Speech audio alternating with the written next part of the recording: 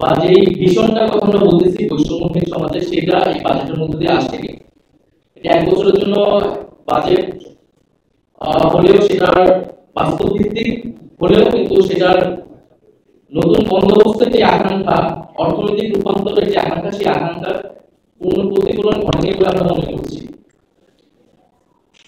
যেহেতু আগের যে অর্থনৈতিক কাঠামো, যে লুটপাটের অর্থ এবং ঋণগ্রস্ত অবস্থা ছিল, সেই অর্থনৈতিক বাস্তবতায় সরকারকে পরিচালিত করতে হচ্ছে এবং বাজেট প্রণয়ন করতে হয়েছে। ফলে সেই কাঠামোর ভিতরেই এই বাজেটটা প্রণয়ন করা হয়েছে এবং সেই আগের অর্থনৈতিক কাঠামোর অনেক ছাপ এই বাজেটের মধ্যে দেখা যাচ্ছে। আমরা এই গণঅভ্যুত্থানের মধ্য দিয়ে তৈরি হওয়া নতুন বাংলাদেশ, সেখানে আমরা ভেবেছিলাম বা আমাদের আকাঙ্ক্ষা ছিল যে ধনী গরিবের যে আয় বৈষম্য, সেই আয় বৈষম্য কমে আসবে। কিন্তু এই বাজেটে আমরা সেই আয় বৈষম্য কমানোর এবং কার্যকর উদ্যোগ দেখিনি। করদাতার সংখ্যা যেটি পূর্বে ছিল সেটি বিদ্যমান রয়েছে এবং যে সকল ব্যক্তি বা প্রতিষ্ঠান কর ফাঁকি দেয় তাদেরকে করের আওতায় আনার তেমন কার্যকর পদক্ষেপ আমরা দেখিনি।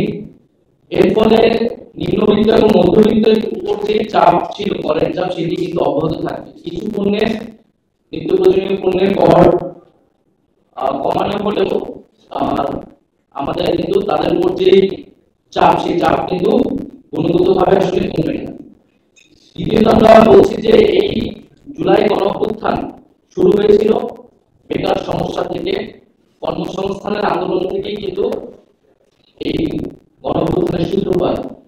ফলে তরুণদের ব্যাপকভাবে প্রত্যাশা ছিল যে আমাদের যে বেকার সমস্যার সমাধান এবং কর্মসংস্থান বৃদ্ধির জন্য উদ্যোগ থাকবে। কিন্তু আমরা সেটি দেখতে পাইনি। গত 1 বছরে 26 লক্ষ বেকার বৃদ্ধি হয়েছে, কিন্তু কর্মসংস্থান বৃদ্ধির জন্য যে বিনিয়োগ বাড়ানোর প্রয়োজন ছিল, সেটি সেই ধরনের নীতি গ্রহণ করা হয়নি। বরং ব্যাংকের উপর যে নির্ভরশীলতা, সেটি অব্যাহত রয়েছে। আগের আমলের মতোই সেই ধারাবাহিকতা রয়েছে।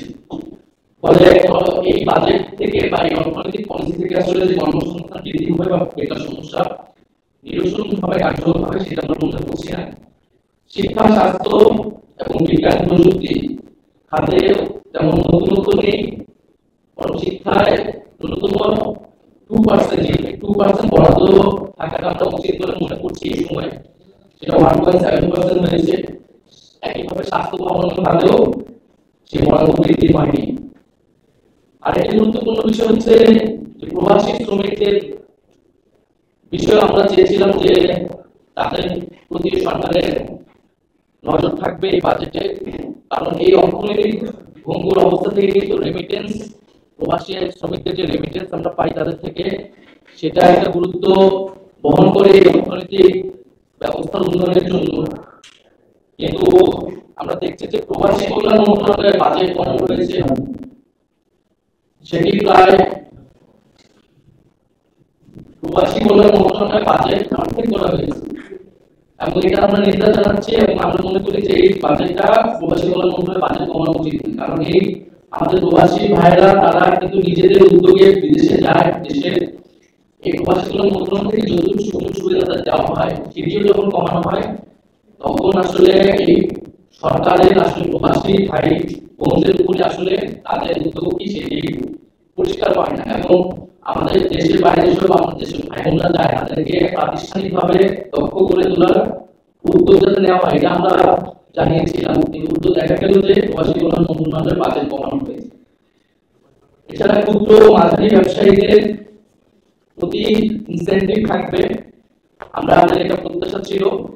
কিন্তু ক্ষুদ্র ও মাঝারি ব্যবসায়ীরা লাভবান হবে এই ধরনের উদ্যোগ আমরা দেখিনি এই বাজেটে।